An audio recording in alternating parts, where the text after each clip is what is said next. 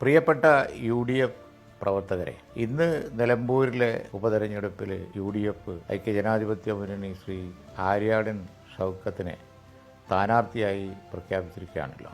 ആര്യാടൻ ഷൗക്കത്ത് ഇനി വൻ ഭൂരിപക്ഷത്തിന് വിജയിക്കേണ്ടത് നമ്മുടെയൊക്കെ ഉത്തരവാദിത്വമായി മാറിയിരിക്കുകയാണ്. ഇത് സെമി ഫൈനലാണ്. ഫൈനലാണ് ഇത് കഴിഞ്ഞാൽ വരാൻ പോകുന്നത്. സെമി ഫൈനലിൽ വിജയിച്ചാലേ ഫൈനലിലെത്തുള്ളൂ. അപ്പോൾ അതുകൊണ്ട് തന്നെ നമ്മളെ സംബന്ധിച്ചിടത്തോളം ഇത് ജീവൻ മരണ പോരാട്ടമാണ് എന്ന് മനസ്സിലാക്കി എല്ലാവരും രംഗത്തിറങ്ങണം എന്ന് ഈ സന്ദർഭത്തിൽ അഭ്യർത്ഥിക്കുകയാണ്.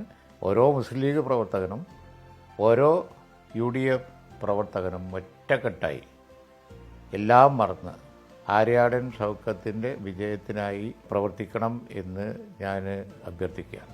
UDFൻ്റെ പ്രവർത്തനവുമായി ഞങ്ങളൊക്കെ രംഗത്തുണ്ടാവും. അണികൾ അതിനനുസരിച്ച് ഉണരണം എന്ന് അഭ്യർത്ഥിക്കുന്നു. ഇത് കേന്ദ്ര ഗവൺമെൻറ്റിൻ്റെ ഒരു തരം വിഭാഗീയമായ പ്രവർത്തനങ്ങൾക്കും സംസ്ഥാന ഗവൺമെൻറ്റിൻ്റെ ഏകപക്ഷീയമായ തീരുമാനങ്ങൾക്കുമൊക്കെ എതിരായി പ്രതികരിക്കാനുള്ള ഒരു സമയമാണ്. എല്ലാവരും ആര്യാടൻ ഷൗക്കത്തിൻ്റെ വിജയത്തിനായി പ്രവർത്തിക്കണം എന്ന് അപേക്ഷിക്കുന്നു. നമുക്ക് നിലമ്പൂരിൽ കാണാം, കോതയിൽ കാണാം.